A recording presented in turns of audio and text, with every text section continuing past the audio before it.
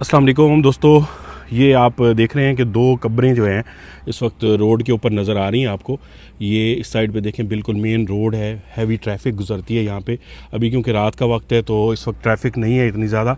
तो ये दो कब्रें रोड पे पड़ी हुई हैं और बताया जाता है कि ये दोनों भाई इसी टुकड़े ज़मीन के लिए, 2-3 मरले ज़मीन के लिए आपस में लड़ते थे, एक दूसरे पे केसेस किए हुए थे और काफ़ी सालों तक केसेस चलते रहे। उसके बाद इन्होंने आपस में लड़ाई डाली और एक दूसरे को फायरिंग करके कत्ल कर दिया।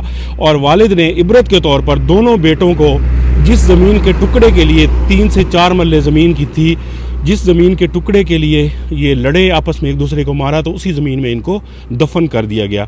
तो ये हमारे लिए इबरत की जगह है और हमें इबरत करनी चाहिए। इस तरह की फजूलियात में नहीं पड़ना चाहिए, अपनी ज़िंदगी को नहीं गंवाना चाहिए। तो मैंने इसके ऊपर फुल वीडियो भी बनाई है, तो आप हमारे फेसबुक पेज को फॉलो कर लें, यूट्यूब चैनल को सब्सक्राइब करें ताकि आपको फौरी फुल वीडियो भी मिल सके। शुक्रिया।